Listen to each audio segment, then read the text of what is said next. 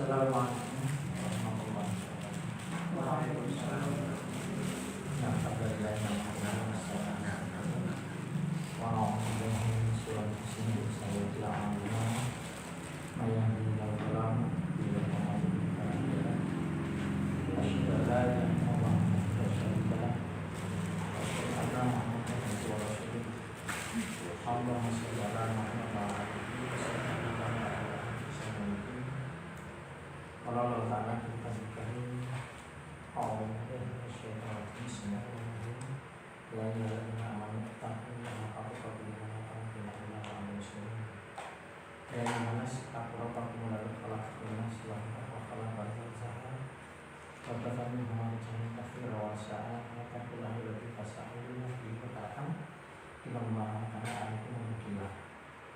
Ya ayyuhalladzina amanu taqullaha wa qulu qawlan sadida yuslih lakum a'malakum wa yaghfir lakum wa may yuti' Allaha wa rasulahu faqad faza fawzan 'azima fa inna asdaqal hadithi kitabullah wa khairal hadi hadi Rasulullah wa sharral umuri muhdatsatuhah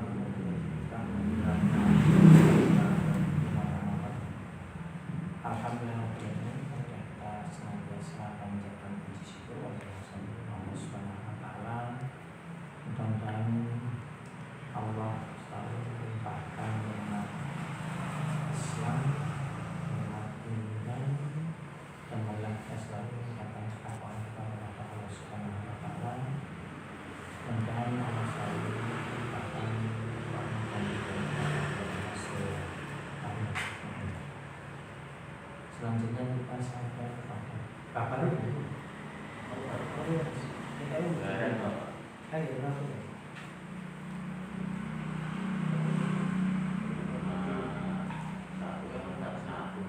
Satu 536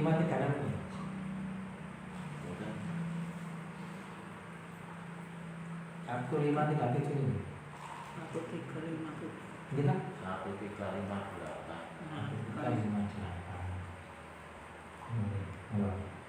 1358 yaitu an-nasu qala Rasulullah sallallahu tubaliman sarlahu aybahu an ayub an-nasu ayub ini nas akhrajahu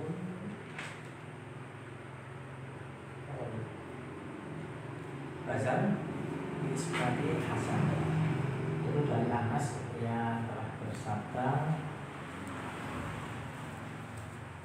bahwa Rasulullah SAW membuka kebahagiaan bagi orang yang cacat melalaikan dia daripada melakukan cacat manusia. Coba yang pertama.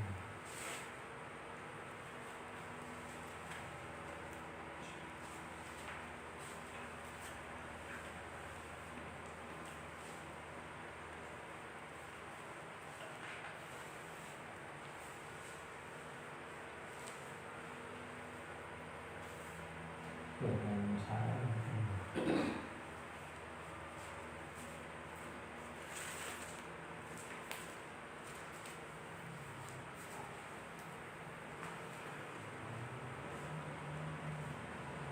tidak masuk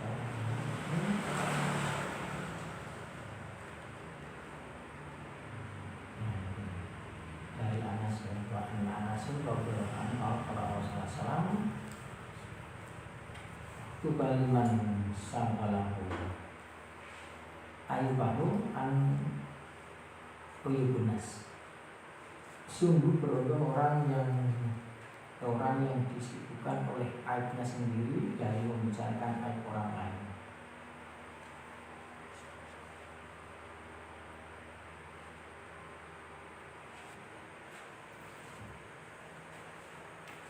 Tuba adalah nama pohon di surga, juga dikatakan kehidupan yang baik di akhirat. Itu kalimat tuba. Ayubunas. Hadis ini oleh Al-Manawi berkata, hadis ini diriwayatkan oleh Askari dari Anas radhiyallahu anhu dan diriwayatkan pula oleh Abu Nu'aim dari hadis Al-Husain bin Ali diriwayatkan pula oleh Al-Mutasab dari hadis Anas. Al-Iraqi berkata, seluruh jalur periwatannya yang telah disebutkan adalah lemah, tapi yang sini telah dinilai hasan sanadnya oleh Ibnu Hajar Asqalani karena melihat jalur-jalur periwatannya yang banyak. Jadi hadis ini hasan karena jalur periwatannya yang banyak yang semakna dengan hadis yang di atas, yaitu beruntunglah orang yang mensibukkan diri oleh aibnya sendiri dari membicarakan orang lain. Hal yang terpenting dari hadis ini adalah maksudnya hadis ini memberikan petunjuk yang baik bijak bagi orang-orang yang menginginkan perjumpaannya dengan Allah. Perjumpaannya dengan Allah itu adalah ru'yatullah. Artinya besok itu keyakinan kita ini berbeda pendapat ya, tapi Ahlussunnah Muhammadiyah itu termasuk Ahlussunnah organisasi maksudnya. Tapi kalau kita bicara istilah ya Ahlussunnah itu ya istilahnya sama dengan Muhammadiyah itu. Terlepas daripada organisasi atau tidak, atau Salafi itu sama. Yojo Salafi, salaf bukan Salafi. Salafi lah bentuk salaf, salaf, Ahlussunnah, terus kemudian Muhammadiyah, terus Al-Firqatun Najiyah, terus Taifah Al-Mansyurah. Itu istilah-istilah yang sama dinisbatkan kepada orang-orang yang zahiri akhirnya yang itu, orang yang akan selalu tegak berdiri pada kebenaran ila yaumil qiyamah. Itu hadisnya begitu. Itu nama itu. Ya alhamdulillah kok yo ene organisasi sing menjenamakan jenenge Muhammadiyah. Ya ene kok Al-Jamaah sama juga. Ya ene sing menamakan Al-Jamaah. Ya ene sing menamakan Salaf. Ya ene sing menamakan Ahlussunnah atau Al-Jamaah. Sama. Tetapi nama tidak bisa merubah hakikat kan. Maka yang terpenting bagi kita kan adalah sebuah ketakwaan, itu yang terpenting. Bagaimana kita berlomba-lomba di dalam ketakwaan.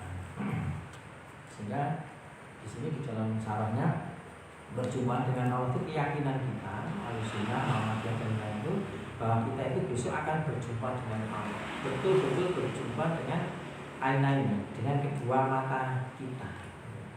Mungkin itu orang yang jadi pertanyaan itu mungkin akan bertanya-tanya kan berjumpaannya piye Allah, berarti Allah bertempat, Allah tidak bertempat. Itu logika kita. Yang jelas kita tidak bisa masuk kepada logika kita sebagai makhluk untuk menjelaskan apalagi yang berkaitan dengan sifat-sifat Allah sing real menurut akal kita, maka kita akan terjebak kepada mujazimah.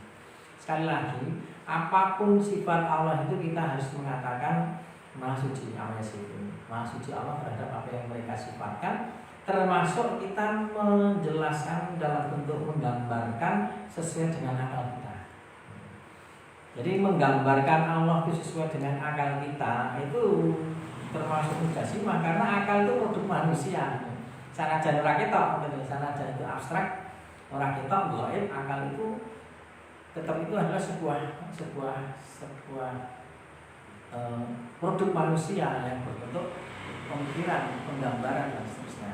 Maka perjumpaan dengan Allah itu pasti. Jadinya hanya sekali, yaitu dengan memutuskan segala aral melintang hingga mereka dapat tiba dengan selamat ke tempat yang mereka tuju. Di antara cara-cara itu, yaitu apa? Pertama, senantiasa menyibukkan diri dengan aib pada diri kita sendiri. Karena orang-orang seperti ini diharapkan agar ia dapat melepaskan diri dari segala macam dosa dan maksiat, hingga ia dapat menjadi orang-orang yang bersih dari segala kotoran dosa yang ia perbuat. Dulu pernah kita sampaikan awal itu ini tentang ibadah, di silau agama itu. Ini tak boleh alat sana. Kelemahan kita sebagai orang yang beriman, berislam, dalam rangka mengamalkan agama itu, orang duwe arahan, termasuk sesuk tujuannya apa, sasarannya apa, dasarnya apa, terus untuk prosesnya piye, terus kemudian tahapan-tahapan apa, itu orang ngerti. Baik itu dalam bentuk lahir, ataupun konsep pemikiran, lebih-lebih di dalam pemahaman. Jadi awalnya dhewe pada umumnya umat Islam ini prakteknya agama Islam itu waton sebenarnya beramal baik, waton beramal soleh, waton melakukan amal kebaikan. Lah ini akhirnya kadang-kadang kita akan dilemahkan oleh pemahaman kita sendiri karena kita tidak tahu sasarannya dan kita tidak tahu parameternya.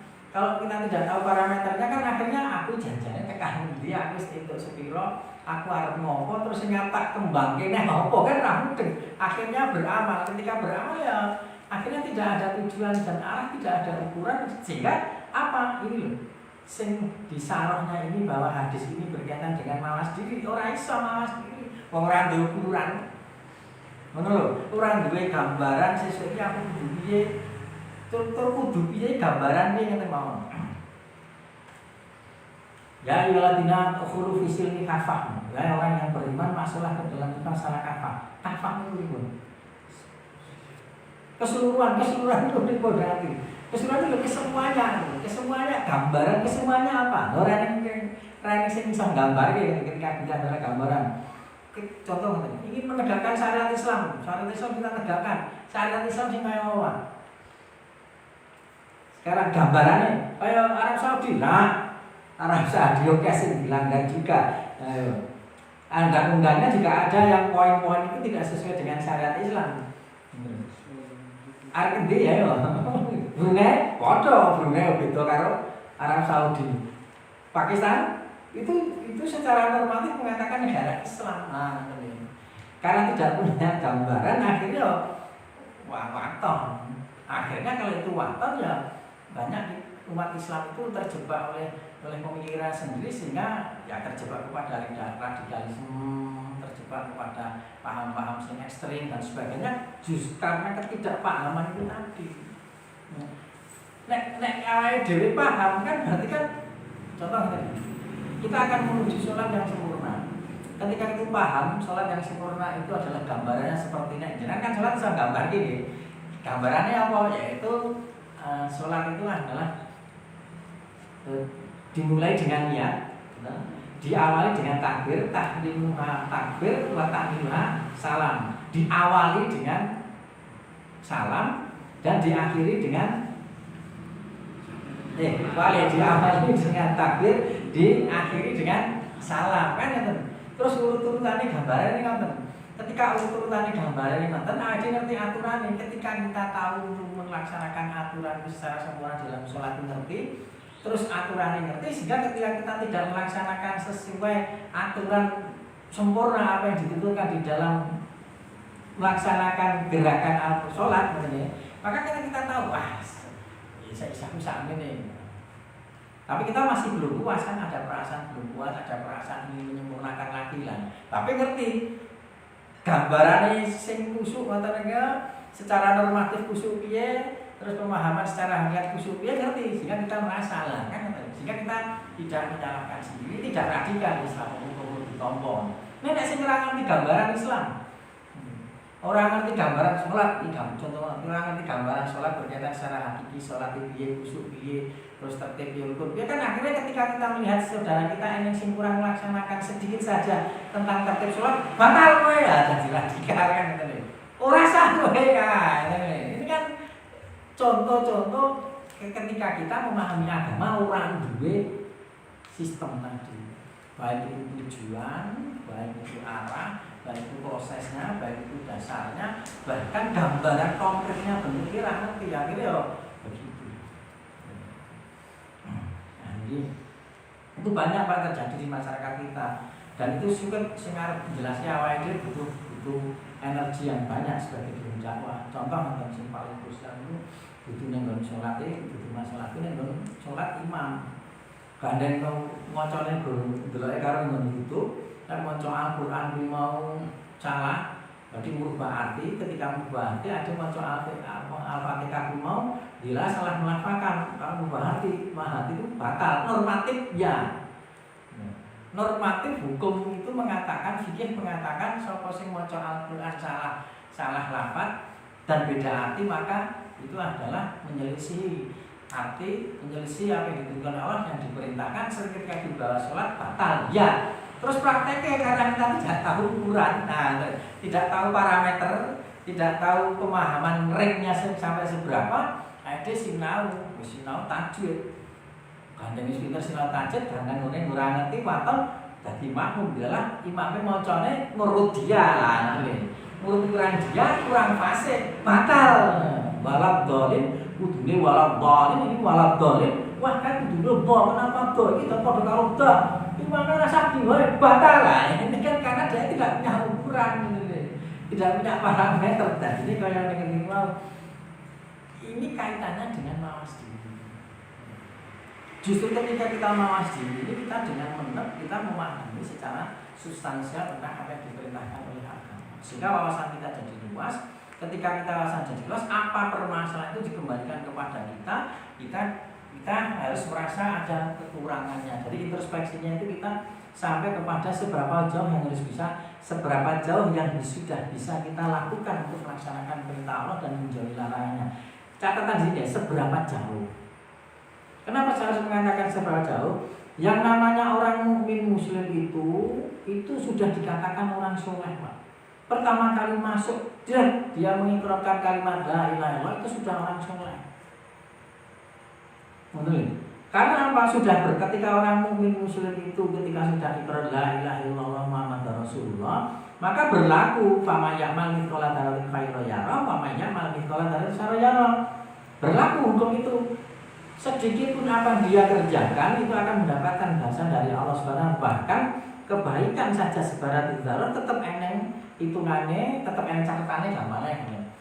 Begini kan sebaliknya. Orang itu ketika melakukan kemaksiatan itu tetap eneng hitungannya, eneng catatannya. Ya wong sesuk nang akhirat kan eneng hisab, karena eneng mizan kan katanya. Tapi semua dicatat. Lah, ada catatan amal soleh ini yang sampai nanti kepada akhirat, itulah yang kita jadikan amal orang soleh.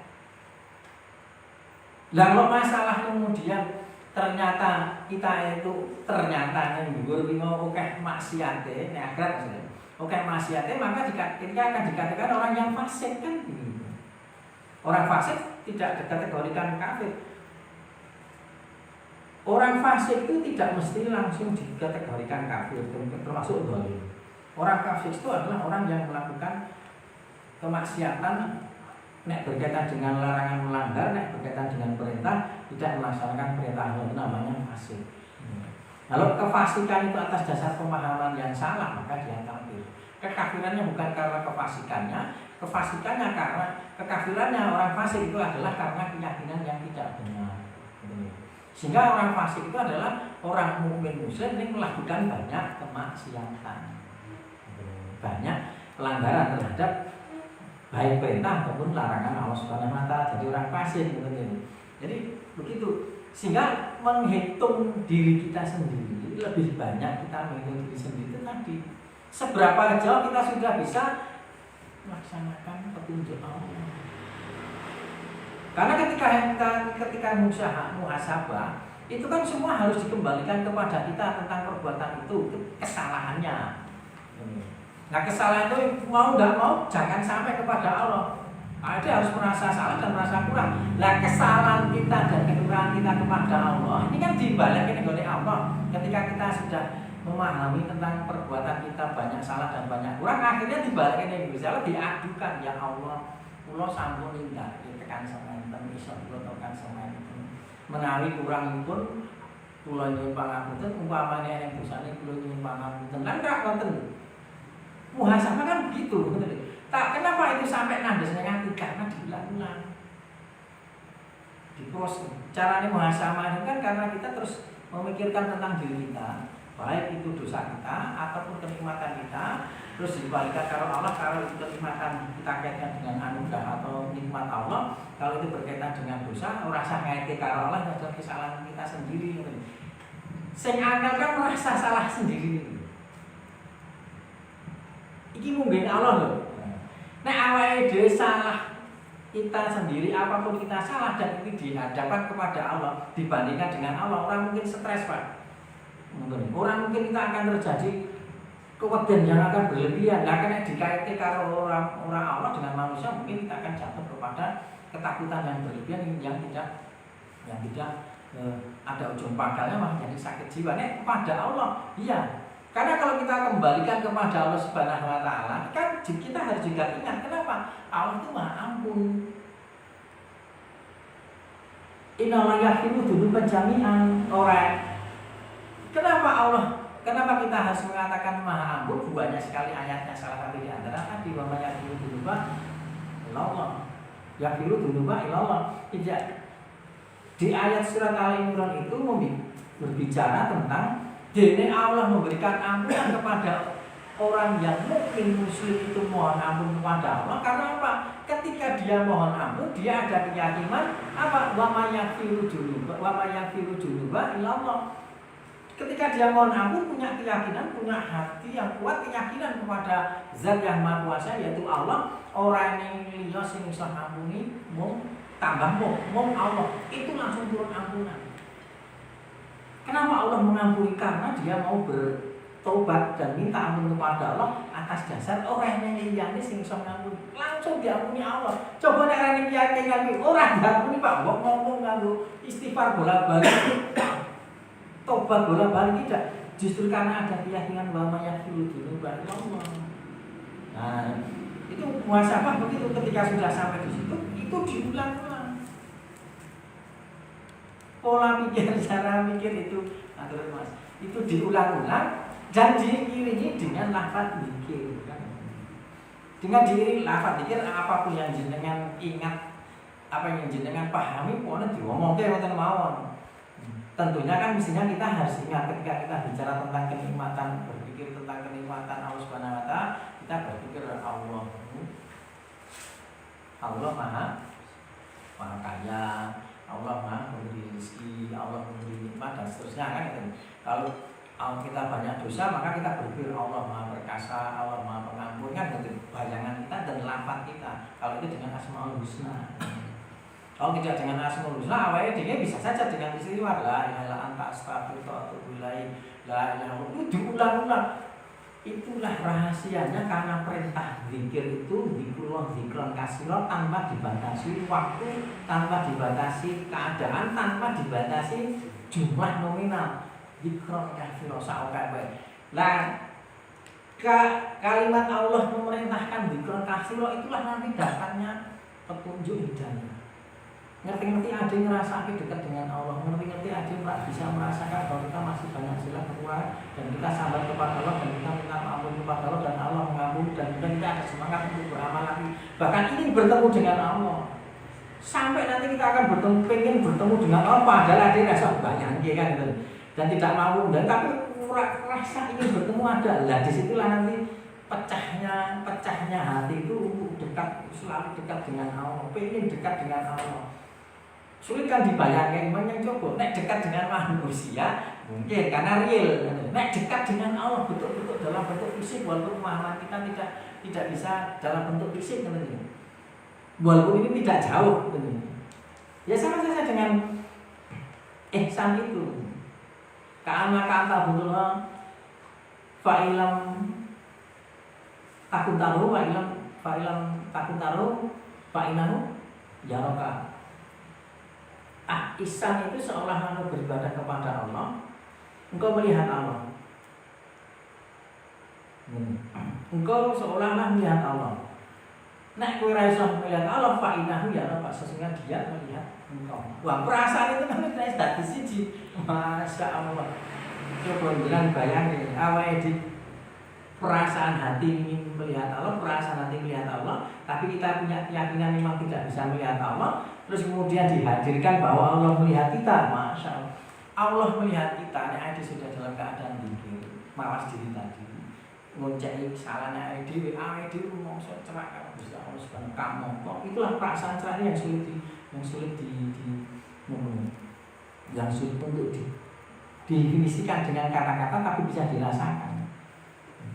Nah, didelok ndi Gusti Allah. Nah, kita bicarakan bakal ndi Gusti Allah. Jare cerah direne. Tapi perasaan dekat ini mungkin awake dhewe jenengan kula panjenengan penduduknya itu berjauhan. Kula bahkan yang bukan jenengan karang dewa. Ketika mungkin tahajud bersama-sama, walau alam suatu saat terjadi kita sama-sama tahajud misalkan jenengan bisa merasa dekat, jenengan bisa dekat. Padahal akal kita mengatakan awake dhewe jenengan karang dewa kula bukan, tapi perasaan dekat ada. Karena kita kalau sudah berpikir Allah kita tidak berpikir jarak. Bayangan kita sudah tidak ada jarak lagi. Dan kita juga tidak ada bayangan bahwa kita berkumpul kan berpelukan juga, tapi ada perasaan dekat. Masya Allah. Nah ini itulah singkat yang dimaksud hadis itu kan kayak mana itu. Itulah muasabah, mawas diri daripada awake dhewe mencari wong liya. Nek gur mencari wong liya ki ade pinter. Paling pinter. Apa iso digolek nyalahke wong liya lho. Wong lagi tekon Pak, dengan punten aku jadi lho kowe iso dienggo nyalahke kok. Aku wingi ora rene salah wae. Aku dadi lunga. Utone awake dhewe keliling dodol ngene. Dodol kan tang. Mas supirine ya ngopo? Terono semene ya. Padahal iki jeneng tinggal siji, bawane tinggal sak. Dene teko sesuk gur telat sak 5 menit. Ora teko mau aku dene nek kan dinyai lah. Ini aku menung ilang niku. Lah muhasabah niku awas diri. Sehingga Ibnu Qayyim al-Jauziyah sekali saya sampaikan, nah awake dhewe arep tekan makrifat kepada Allah, kafah itu tadi juga. Dan kita benar akan hadir bahwa kita akan selalu dekat kepada Allah Subhanahu wa taala dengan perasaan keyakinan yang mantap, keyakinan yang di sini ada di dalam hati kita. Walaupun kita punya salah, tapi kita punya keyakinan bahwa Allah mengampuni. Tetapi kita terus akan berdoa kepada Allah dan mohon kepada Allah atas kekurangan dan kesalahan kita. Maka itu dimuhasabah. Orang yang muhasabah adalah tekan Allah. Umpamanya sinawang dong mesti sombong, mesti pinter. Nah pinter itu terus jiji minterin, ora minterin ngasal wong nek ora unggul awake dhewe. Kurang ngandani kancane lho, nunjukin aku pinter. Iku kurang ngandani yo, kurang ngandani nek cerita awake dhewe unggul niki lho. Masyaallah. Wah. Itu harus dengan muhasabah. Jadi masa kita bicara dengan tazkiyatun nafs, pembersihan jiwa untuk mencapai makrifat kepada Allah lebih dekat lagi, tidak bisa, tidak mesti kita harus muhasabah. Kok aku ra iso mengulang-ulang terus. Kok aku belum sakit Pak, jenengan ulang-ulang. Nanti akan sampai bahwa kita akan merasa dekat kepada Allah. Ketika kita merasa dekat Allah dan kita ingin bertambah untuk beramal. Dan kita tidak akan jatuh pada kesombongan. Artinya kita tidak jatuh kepada sombongan itu. Kadang-kadang kan awake dhewe nek wis rumangsa nang masjid, rumangsa ngaji kan rumangsa resik. Ngono lho. Nek rumangsa nganggo kethu kan rumangsa wis Islami tenan kan ngono. Kalau ada perasaan itu salah. Justru kita itu disergapi nang masjid. Justru kita disergapi ibadah, gak ngaji dengan ndi-ndi, amar ma'ruf dan ndi-ndi, sok kadang-kadang ada lali waktu barang sok-sok kudune ora lali. Ini kadang wong kan saking semangatnya, saking dhewe mantek lali kebutuhane awake dhewe, gamane kebutuhane dhewe, kepentingane dhewe hanya untuk kepentingan orang lain dalam rangka apa? Mengagungkan Allah tadi, amar ma'ruf nahi munkar tadi. Terus pada ngantek kemarin orang mikir awake dhewe dan sebagainya itu hanya karena kita ingin mendapatkan ridha Allah Subhanahu wa taala. Nah, di muhasabah itulah kita akan sampai ke sana, perasaan kita dekat kepada Allah Subhanahu wa taala. Sanajan kaya ngono, awake dhewe iki mau mergane kok ora ijik rumangsa dhewe dosa. Sanajan duwe keyakinan diampuni karena itu memang petunjuknya Allah Maha Pengampun ning awake dhewe rumangsa kurang. Padahal mungkin Allah bisa ngampuni. Begitu semangatnya kita beribadah, begitu semangatnya kita amar ma'ruf munkar, Allah telah menjanjikan pengampunan ning awake dhewe sih. Tumindak kaya lho bapak sik rumangsa kurang, janjane Allah sudah mencukupkan. Kita nek karo wong rumangsa resik, nang masjid terus amar ma'ruf munkar dan musik salah dan dugaan orang lain juga begitu. Dugaan orang itu tidak seperti apa yang kita bayangkan bahwa ada sergap ning masjid, ada sergap ibadah, ada sergap amal itu semua orang sembah dia tidak. Itu kan perasaan dia. Justru kita itu merasa kepada Allah Subhanahu masih kurang dan dirasa dibandingkan karo kanca-kancane pertandingan karo Allah Subhanahu wa taala. Wah. Nabi Muhammad SAW itu kenapa beribadah sampai malam kamongko. Nabi Muhammad sendiri sudah diberitahu bahwa Allah itu Maha Pengampun dan Nabi Muhammad itu termasuk dari orang yang akan mendapatkan ampunan yang itu maksum.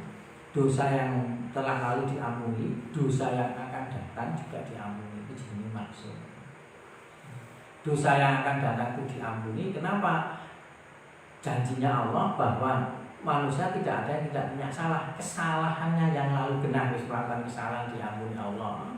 Jadi Allah Maha Besar. Jadi Nabi Muhammad dijadikan seorang Rasul. Dengan predikat seorang Rasul itu perjuangan dan sebagainya, dia dan sebagainya, maka hal yang lalu bisa diampuni. Termasuk dosa yang akan datang. Artinya dosa yang datang Allah kan tahu apa yang akan diperbuat oleh hambanya. Ketika tahu Allah yang diperbuat hambanya, Allah itu sudah berikan ampunan karena perjuangannya ini. Pahalanya begitu besar, perjuangannya, peribadatannya, keikhlasannya, maka perbuatan yang akan datang itu sudah akan lebih besar ini, sehingga terhapus. Itu mekanismenya penghapusan. Tetapi yang jelas Allah punya ketentuan tak hapus dosamu dulu. Bicara tentang Allah, tapi kita bicara tentang manusia berulang. Atau kita akan dicegah oleh Allah Subhanahu wa taala untuk tidak melakukan sebuah dosa. Dimudahkan berbuat baik, tidak ngel-ngel berbuat dosa. Dimudahkan berbuat baik ini memang contoh mbok menawa mudah-mudah. Iki cerita. Iki mung cerita nih, mung cerita. Wong nek golek pahala kan mesti golek sing paling apik dhewe sing akeh dhewe. Normatif itu wajar, ora salah gitu. Akeh dhewe. Dewe niku belah to. Belah niku kanca-kanca niku grup niku wis entuk sapine 16, sapine 20 niku. Bodho-bodho to.